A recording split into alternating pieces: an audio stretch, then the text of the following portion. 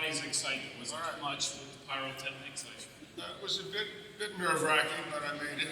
Yeah. Well, I mean, the thing that's kind of interesting is I watch you on these Champions Tours matches and at the the invitationals they have at the Grand Slams, and you're moving really, really well, but then you were kind of like limping a little bit here. I don't know if you were fooling us or not, because I've seen you on TV. You're moving really well.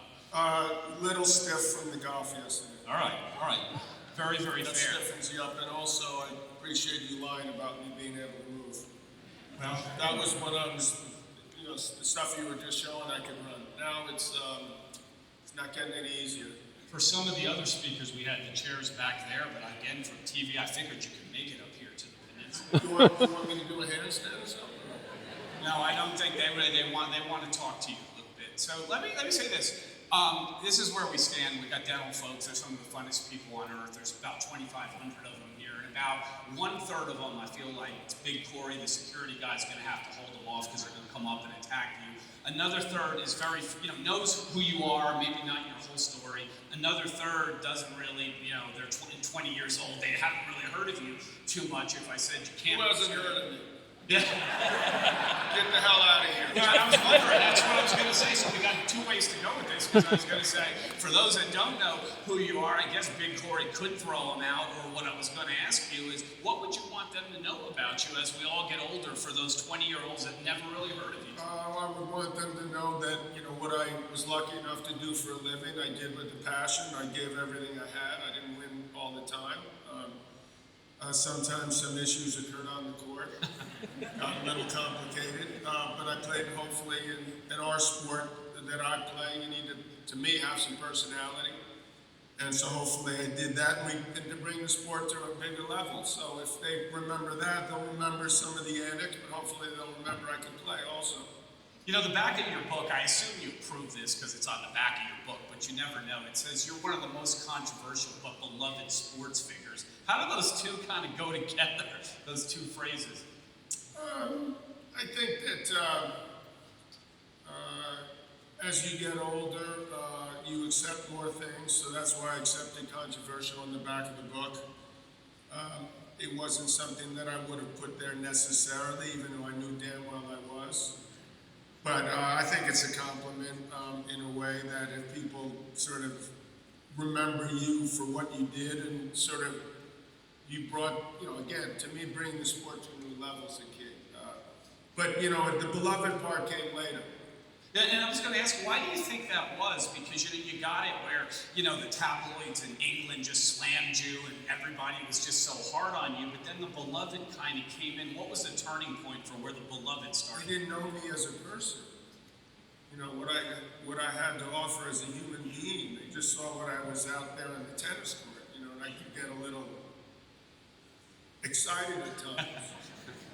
But I think that, through a period of years and even decades, and also being a tennis commentator, you get to show a side of your personality that I wasn't able to show on the court, that I actually maybe had a little bit of a sense of humor, that I didn't take myself quite that seriously, and that I knew what I was talking about, and I could relate to the people out there. So it was not the same when you're playing. I was brought up, you got to, play with intensity. You can't let up for a second. You got to try to step on their throat and finish them off. And so when I watched, say, Roger Federer play over the years, or now this young kid, Carlos Alcaraz, I envy that a little bit, just that they're able to sort of seemingly really enjoy what they're doing while they're doing it, which is hard to do when you're competing.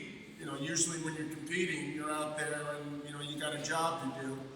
But if you're able to sort of put a smile on your face as well, that's incredibly impressive. Like Connors was able to sort of be an ass, dare I say, but he could turn around and then put his arm around someone and he'd have the crowd eating out of his hand. So that was, something that I didn't do too well at.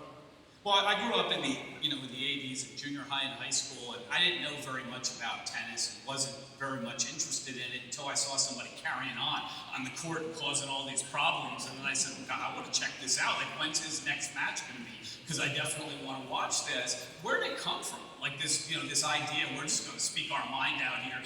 We don't care if it's, quote, a gentleman's sport. I'm going to let them have it if I don't like what they're doing. Well, I think that to me as a kid, I wanted to be sort of regarded as an athlete the same way they regarded other athletes in other sports. And I'm guessing when the Broncos play or some football game, and if you're on the field and they mic them up, they wouldn't be saying, hello, how are you? Or in a basketball game, they're trash talking. So when I came into it, people were trash talking. Connors, Stasi, a bunch of people. So that seemed like the norm. And so I went to Wimbledon the first time. I'm playing a doubles match, and I'm about to serve. I look over, the service linesman sleeping. And I told the umpire, I said, don't wake him up. He might make, he might be better when he's asleep. Is it in or is it out if he's asleep? What do you think? He had an equally good chance of getting it, whether he was awake or asleep. So to me, it was like we needed to bring our sport up to sort of where people thought of other sports, that it was a sport, that we weren't supposed to wear long white pants and, behave a certain way, and everything had to be just so, that we were athletes and that you get excited. Now it's ironic because when I played the mic, you could hear everything I said. Now all of a sudden, in the tennis, you don't hear anything. I wonder why that is. Sometimes. I kept asking him, because I'd see one of these mic guys and he'd have it right, in my face as I was talking to the umpire. Or on the changeover, they'd be 2 inches away. I'm like, can you back off a little bit? Kind of like we had fireworks out here once and started a wildfire, and now they're not allowed anymore. So it sounds like That probably makes sense since we're having some issues in our country with fire. I just had one in Malibu, my home's still there, but it was the worst fire I've ever seen in 50 years. So it's seemingly a problem everywhere. So hopefully we'll do something about that. Sadly, the fireworks industry might take a bit of a hit. Maybe they can make solar fireworks. Well, we did a drone show. We had a drone show, and it was really, really good. And there was a tennis player on it, so it was great. I've never seen you ask this question. I want to get at least one or two maybe you weren't asked before because you've been interviewed 9 million times. But we know how you behaved once you got up to the pro tour. That's been well documented. But did you throw fits like in juniors and at stand? That's what I wanted to ask you about. Not at all. There was no umpires or linesmen, first of all. So you just were calling your own. Who was I going to yell at? What about that time Agassi said if Jeff Tarango was calling his own lines, he'd be #1 in the world? Did you have that problem at stand? I guess he was inferring that Jeff Tarango cheated. Well, that's what I mean. Did you have that type of problem at Stanford in the juniors, and how did you handle it? To me, as I, was brought up by my late great parents, there was a saying, and also at my tennis academy, this is not what they espouse now, but it was, if in doubt, call the ball in. And I'd be mortified if someone called me a cheater. I didn't want to cheat to beat anyone. I wanted to beat them because I was better than them. So I was, rarely, even balls that were these, 3, 4, 6 inches out at times, I'd keep playing them because I didn't want to get in the middle of that. I figured I'd win anyway, but I went to play a tournament in the 14 and unders in Chicago, and I played the top seed. And the family I stayed with was my father and him were in the Air Force together back in Germany, where I was born. And after the match, they didn't know anything about tennis, and they said to me, "Is the line good in tennis?" And I said, "Yeah, it is good." He said, "Well, that guy that you played called about 8 balls that were on the line out." So I said, "I don't want to be that person." And by the way, he never made it, so that's called karma. He was terrible.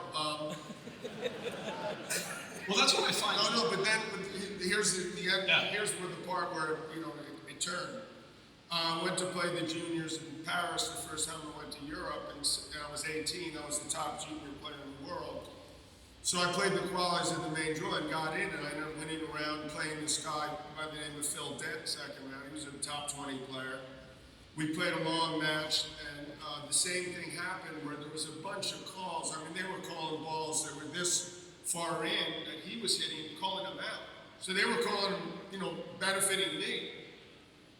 And I kept in the juniors when I played, you were like, "Look, that's a bad game. We got to play it left."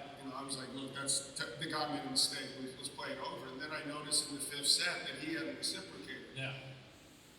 So after the match, he put his arm around me. He's like, son, you know, this is the pros now. If you want to question a call, you got to speak to the umpire.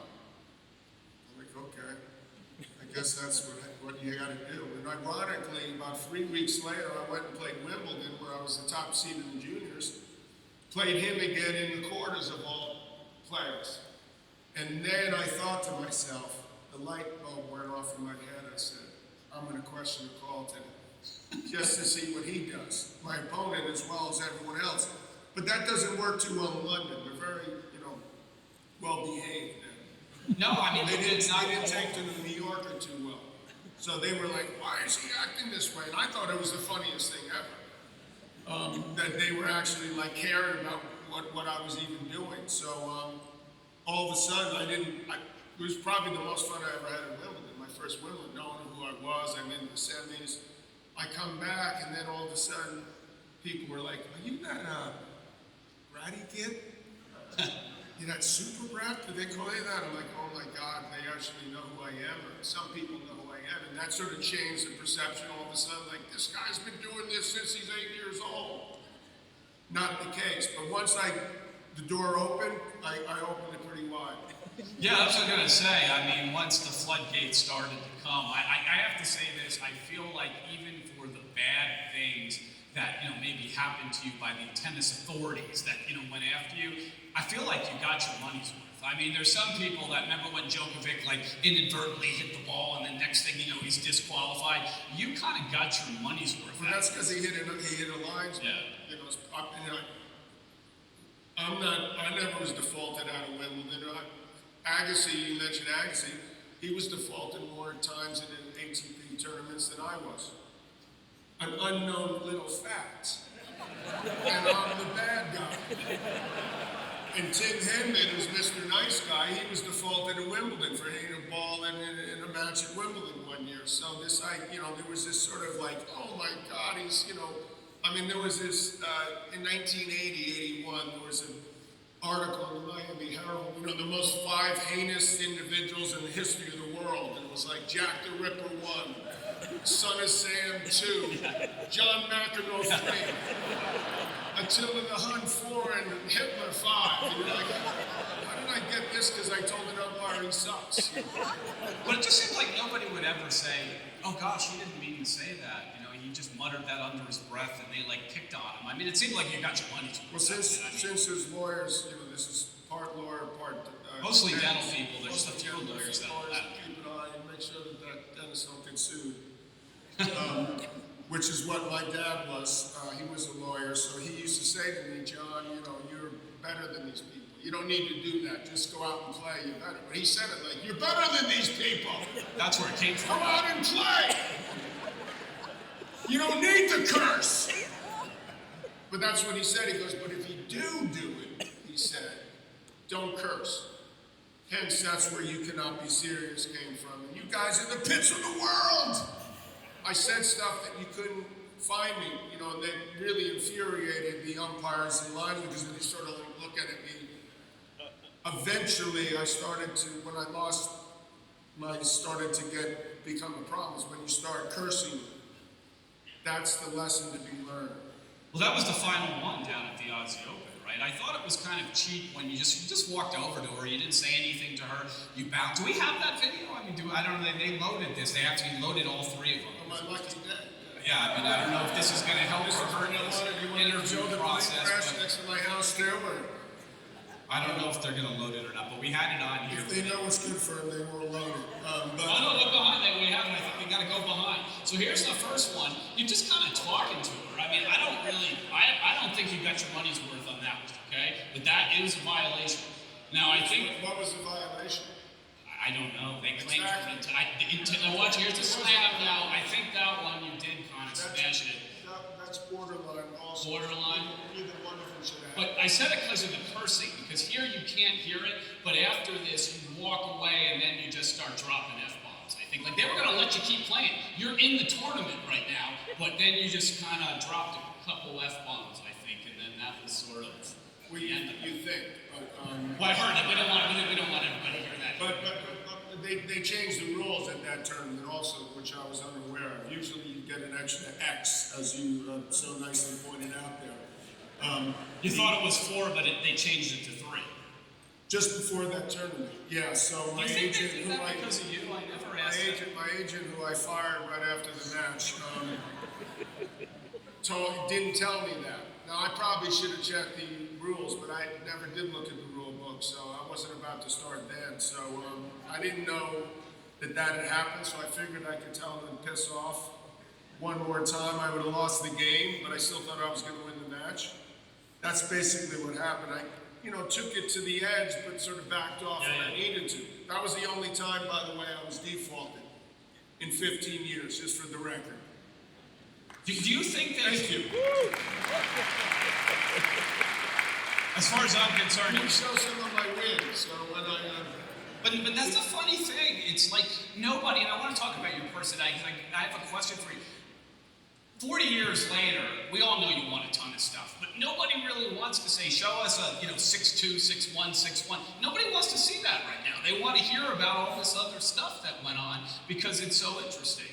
And what I wanted to ask you, I mean, look, if we could go out and be like 1-1-1, nobody came, you served, you hit the ball volley away. Nobody really wants to see that. It's clear you're going to win. But what I want to ask you about is, it's kind of a mixed bag with this, right? If I said to you, okay, look, you got defaulted from the Australian Open, you won Wimbledon, and they didn't invite you to be a member. We never heard of that really happening before. They crucified you in the press, but then Jimmy Connors, that's bad. But then Jimmy Connors wouldn't let you on the Seniors Tour unless you complained about stuff. And then we're watching American Express commercials and you're arguing with umpires and everybody's entertained. And then finally, I don't think anybody would be interested in you as a commentator if you didn't say your piece. So there's like a mixed bag on this. And your question? My question is, what's your verdict on it 40 years later? Did the personality help or hurt 40 years later? Well, based on what you just said, I wouldn't be here unless I had done that stuff. Yeah. So I guess it wasn't that I won 3 Wimbledons and 4 Opens and a bunch of other stuff. It was that I yelled at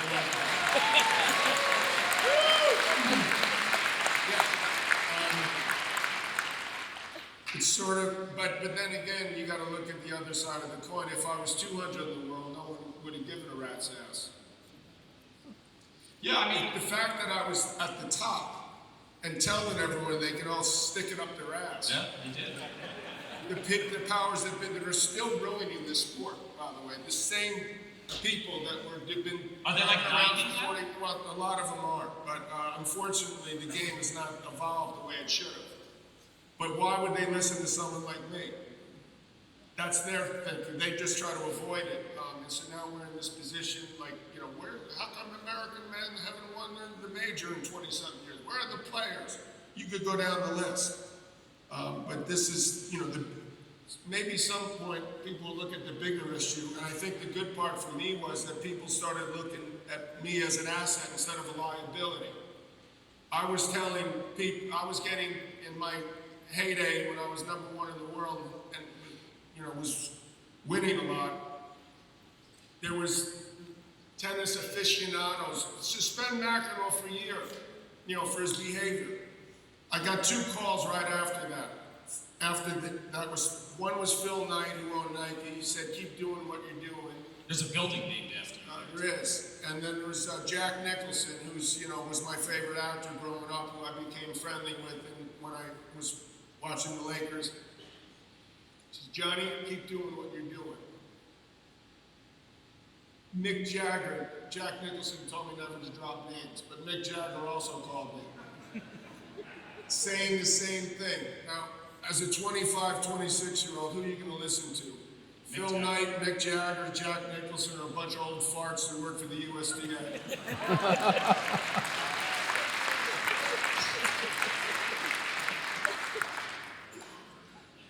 So let's talk about.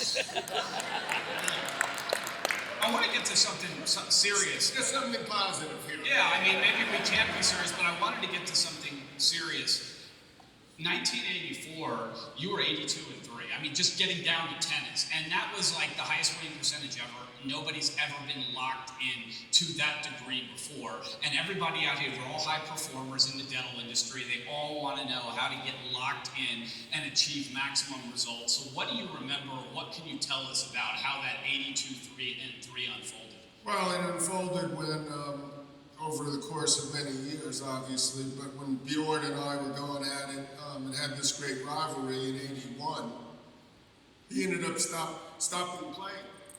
It was horrible for tennis. It's another fuck up that they made in the tennis world. They butchered that instead of protecting our best player, basically. And then I was having trouble sort of believing that my greatest rival was no longer playing. But of course, when you have great rivals, they force you to, improve your game and learn more about yourself. Ward did that, Connors, Lendl, your fitness, how deep you can dig, all types of things that go into try to winning a match. And so after a year or two of realizing that Borg was not going to come back, I started focusing more on myself, and then things started clicking because I knew I could, I was searching for something to try to get to that level where hopefully I could raise the game another level in terms of the style of play and the way you do it. And so it worked out. It finally clicked in. It took, 25 years.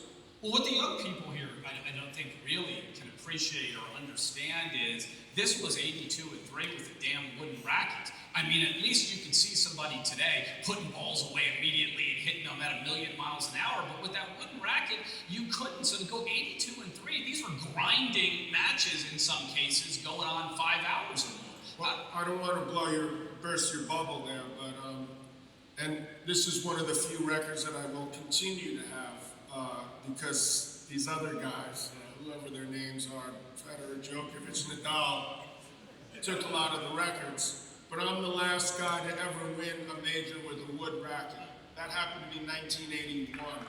Thank you. I switched rackets in, I believe, early '83 because everyone was switching. Even Leva, my idol, was trying steel rackets in the '70s.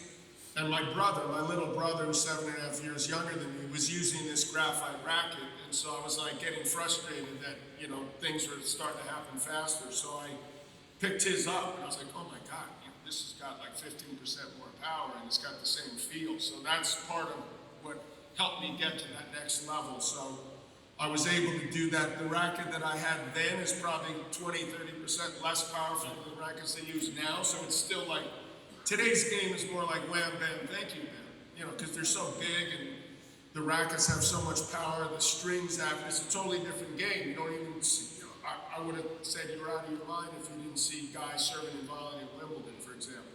Totally different game. In some ways it's better, say on grass. In some ways I think it's worse. I mean, ideally it's best to have a mix. Why did they slow it down? I mean, what is the best answer you have for why they slowed it down and basically took serving and volleying out of singles? Pete Sampras. I mean, he won, but he didn't win like everything. I mean, I don't He know. won 7 Wimbledons. And, Yeah. he did it because he had one of the greatest serves in the history of the game. He backed it up. He was a great athlete, too. And he was it was like serve and the point. Him and Ivan Izovich were playing. Yeah. The serve became, and Becker was the other guy. It was like, look, we want to see a little bit more than just that. It was becoming, too much. So that's why they slowed it down, which I think was better. I just didn't think they'd go from one extreme to the other where almost everyone's staying back. They only serve and volley 10% of the time now. It used to be 80, 90%. That's a huge change. So it would be, to me, it's more interesting when you have different personalities like Borg and I, dress a different way, play a different way, act a different way. All those type of things go into it. If you look at Federer and Nadal, there was, the lefty-righty, that sort of the style of play, everything, their personalities were different. Whereas Djokovic and Nadal, they're more similar styles, even though they played more, and it's a great rivalry. It's not quite the same impact to me that Federer and Nadal have, for example. What I wanted to kind of ask you about with respect to all this is we talk a lot at these down things about competition and how to address it. And in your case, it seems clear to me from what you've said in your book and just seeing what happened is competition was better for you. Your board was there, you were at your height, and when he went away, you actually played worse for a while. Yeah, well, I think that, obviously the one-up. Are you okay over there? They're looking at they feel like they're a little out of touch over here. just looking at the screen. I feel bad that they're. What do you want to do? I'm right over here. How's it going? Everyone's talked about that. Federer, Nadal, Djokovic bringing each other to another level. A one-on-one sport, it's critical to me. That's, rivalries are one of the big keys to our sport, no question about it. And not only was I lucky enough to have a great friendship board and a great rivalry, but I'd watch him as, he's 2.5 years older than me. Watch him as a kid, I was like, who's this guy? This incredible, Swedish guy. I didn't know they had good players in Sweden. And all of a sudden, he's playing at Wimbledon, and he wins his match. He's got to be 15, 16. I'm like a ball boy at the U.S. Open, and I'm watching him. And as he shakes hands with the guy, he starts to walk to to pick up his rackets. And 250 young girls run on the court, trying to hug him and kiss him and get his autograph. And I remember that was the moment where I said, I want to be a tennis player. I've got to make it someday. That was the only time. It was like tennis's version of Beatlemania. It's the only time it happened. I wasn't afforded the same luxury, unfortunately. I had a bunch of old guys wanting my autograph. I'm like, what is the world coming to? I mean, there was that statement with Brad Gilbert where it was like, I'd rather lose playing my game than win playing your game. And in your case, wait, say that again? He'd rather lose playing his game than win playing my game. The opposite. I don't know if you were the one that said this to Gilbert, but it was reported somebody said to Brad Gilbert, really good player, I would rather lose playing my game, hitting the ball and playing, than win playing your ugly game. That was the quote that I had heard. And it seems like maybe your whole career kind of sums this up, because you didn't win 20 Grand Slams, but people love you. And there's folks out there that have won a lot more Grand Slams than you, and they're just not notable. Like, they don't walk up, they're not beloved, and people don't follow them, and people don't ask them their opinion all the time, and they're not commentators on TV. And your question? Would you rather win playing would you rather lose playing your game sometimes and be beloved than have 20 Grand Slams but nobody's interested Could in I ever, is is there a third option? What is it? Oh, is there?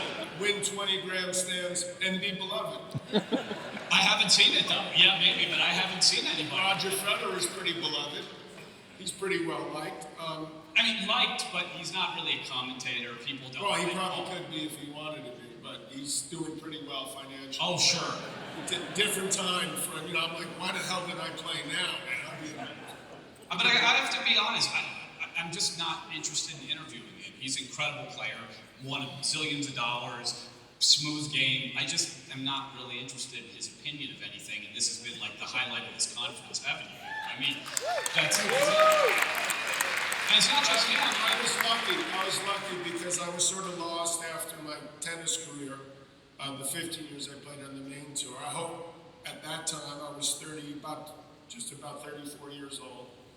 I was in the beginnings of going through a divorce with my first wife. I had 3 little kids. I was completely overwhelmed. I didn't want any part of tennis at that time. But when you start to get away, people would start to say, hey, maybe you should try to do some commentary and stay involved, try different things. One of the things I take pride in is I try things. I don't succeed at all, but I give it a shot. And this allowed me to show the personality, hopefully, what I could bring to the table that was there even before. And there were certain things that people saw before when I was playing, maybe didn't appreciate too much because sometimes I was rubbing in their face. Some of that, but I certainly care. I played for my country. Did the top players play for their country? Not really, but that was something that was important to my parents, so I took pride in that. I like being part of the team. I play doubles. You see people playing doubles anymore? They don't give a damn about doubles. Speaking their minds, I think it's important to do that. So I think I'm fortunate that I was given this opportunity. I don't want to say reinvent, because I was like, maybe you're finally figuring it out in the first place. As opposed, and having kids helps, you get a different perspective on life, and I think it helped me quite a bit as a person, to be a parent and sort of recognize what really is like important. So the combination of all those things have given me this opportunity. Hopefully it's paid off. I want to have an intelligent conversation as opposed to some of the ones that I see with the media kind of picking on you. And that'd be my first question. Do you think they're just kind of baiting you sometimes, to see what you say and then they mischaracterize it? Yes.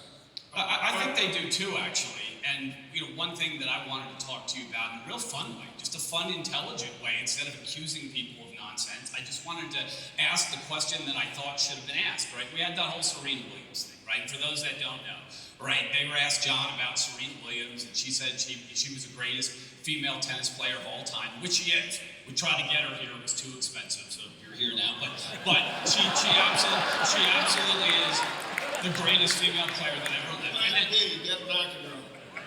I was a great plan B, but then this is where it degenerates, right? The NPR lady says, why can't you just say she's the greatest player of all time? I don't know why that had to come in there. And then you answered another correct statement that, look, if she played the men's tour, she'd be 700 or something. And I don't think, it's biology. I don't think that's like debatable. And then it was like, even though you got four daughters, John's sexist and he's some crazy person. The question that should have been asked, that I really wanted to do, I felt strongly that was not asked, is do you think it's, no accusations, no nonsense. The question that needed to be asked is, do you think it's possible Serena Williams could be the greatest tennis player to walk the earth, even though we know she can't beat the top men's players? I wish they would have asked you that question. We're not accusing you of anything. I'm just curious. I mean, you're sort of asking in some way that I'm not exactly, to me, the greatest player that ever lived could beat any player on earth. Okay, it's fun. I mean, this is not accusing people. It's a fun discussion. It's like, who's the greatest player ever? To me, it would be, right now, I idolize Rod Laver. I thought he was the greatest player that ever lived. I thought Pete Sampras, took it up to another level. Then these three guys took it up to even another level. At one point, I was like, hey, I'm pretty good. I'm up there. I'm hoping to remain somewhere in the top 10 or so. I'm dropping in the rankings every year. But as far as that goes, I don't think there's an answer for that. There's apples and oranges, other than you could say, have the men and women play together in the same tournaments. And then they could play for 2 years, and then you see who the best players are. Simple as that. You got to have them actually play to find out where they actually be, if that's what you're actually saying. I don't think that that's what people are actually saying. Why do they always ask this in tennis? Do they say that Caitlin Clark is one of the best players in the NBA? Or do they say, the runner, the lady who won the 100 meters in the Olympics? I forgot who it was. Her time is less than high school guys. Does that mean that she's not an incredible athlete? Or does that mean, can she be regarded as the greatest sprinter ever if she's, wins the Olympic gold but doesn't beat some high school and college, hundreds of those kids? Well, it's fun. It's just fun. I don't think they should have accused you of anything. It's fun. It's like saying, is Babe Ruth better than Albert Pujols? They'll never be in the same team. You'll never see it, but it's just fun. I don't even think it's saying that. I think, men and women are different. Right? Well, they are. Are they the same? Ladies, help me out here. Are you going to have a friend? Men are from Venus, Men are from Venus and women are from Mars or something like that. Yep, there was a book like that. I'm lucky enough to have a successful second marriage, and I have 4 girls, and believe me, boys and girls are different.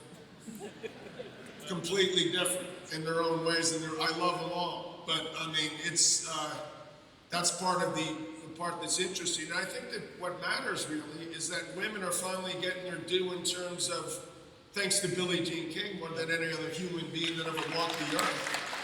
It's not about what Serena Williams is one of the greatest athletes that's ever played any sport. To me, men or women, incredible. But that's not the issue. The issue is women are getting an opportunity because of Title IX, because Billie Jean King, threatened to boycott the U.S. Open, so they got equal prize money for the men and women, which was unheard of. When I was just joining the tour, this was happening. We were like, are you out of your mind? You know, we play best of 5. The level is totally different. Why is that the same? And that's, you know, that's not the issue. Like, I've learned that it's actually, we were ahead of the curve, and we were setting a great example. So that my young girls, when they were 8 years old, would want to play sports potentially, and were given a chance to make a living. That's what matters, as far as I'm concerned. Thank you. Are you, I sense, maybe I'll just ask the question, are you comfortable in 2025 being the greatest tennis commentator to walk the earth, as opposed to the greatest tennis player to ever walk the earth? Well, it used to upset me quite a bit when, you know, for the first 10, 15 years I was doing this, and I've been doing it a little over 30 years now, they'd be like, John, you're a better commentator than you are, you know, a tennis player. I'm like, screw you. You don't know, did you see me play? You know, but then I realized, you know, I started to, you know, it's sort of a matter of how you look at it. And I was like, whoa, if they think I'm actually better, and hopefully they knew that I was, you know, #1 for 4 years and had some success on playing, that must mean that I'm a pretty damn good commentator. So, you know, I was able to turn that around and look at that as a positive, you know, that, but initially, I must admit, it sort of bugged me that they would say that, because I was like, look, I'm a backseat driver. That's where it's easy to be the backseat driver. Oh, they should have done this, and they should have done that. But hopefully bring in a way that the average Joe can understand, and also people that like tennis. So I take pride in the fact I had a couple times where I was nominated for an Emmy, for Sports Emmy, for the best commentator. And one year it was with NBC, and the late, great Dick Enberg was sitting next to me. And the nominees were, you know, they said, the nominees are, they threw out 5 names, and the winner is John. And Dick Enberg put his hand up and goes, congratulations. And they go, and Madden. John Madden won it for the 15th time. It was pretty good too, though. But He was very good. I figured maybe I could get 1. they sneak in and get 1 or something. It's like Djokovic when he's 24. Can you give someone 1? You know, he's a very selfish people. That's why I stopped at 7. I wanted to share the wealth.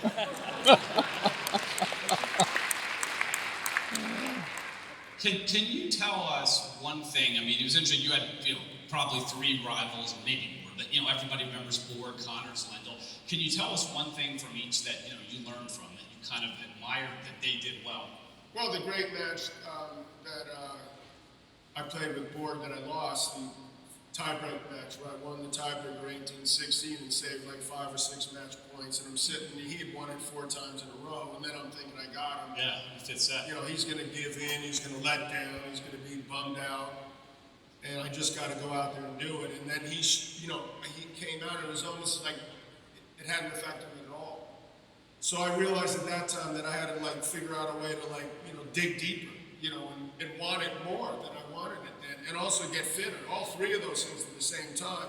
Connors was more like, you know, that energy he brought. Like every point was the last point he was ever going to play, which I really respect. You know, I'd play him, and I'd go back to my hotel room, and I'd look in the mirror, and I'd say, am I trying as hard as this guy? And the answer would be no.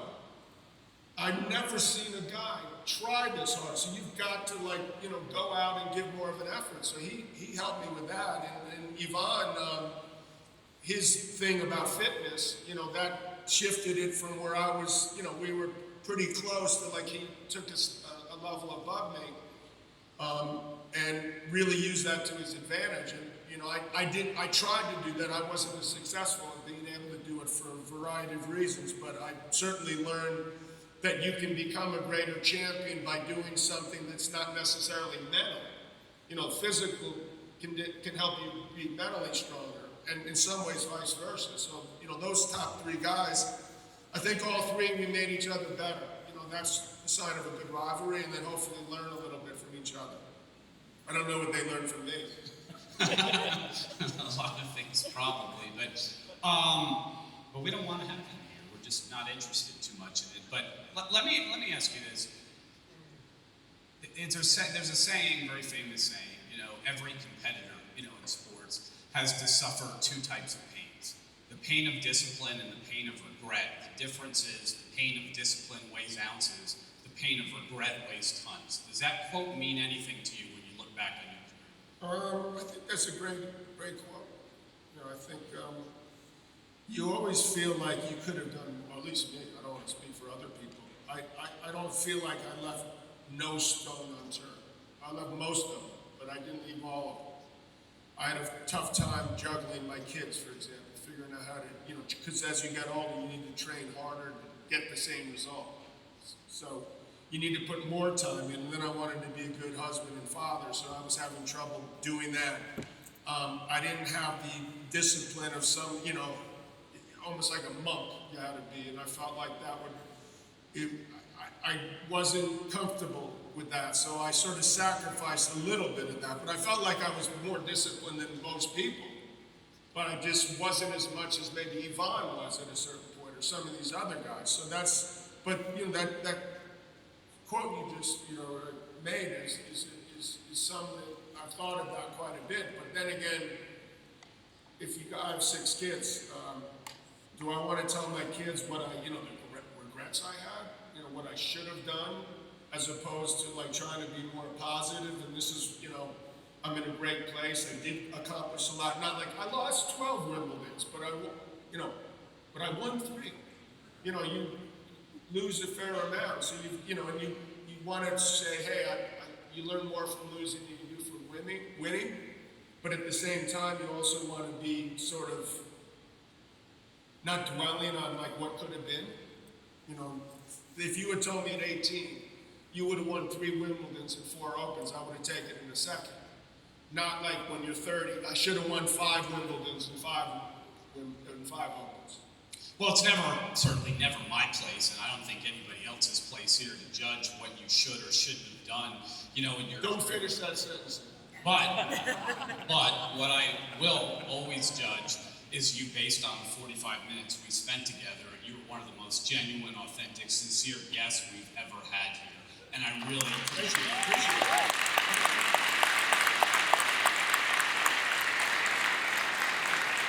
So next year, guys, probably doesn't mean as much to John because he'll be at Wimbledon, but we're July 15th through the 17th, 2026. Save the date. We'll have to get some lesser person. Enjoy Serena next year. Yeah, we're going to try. John, thank you so much for being here. I really, really appreciate it.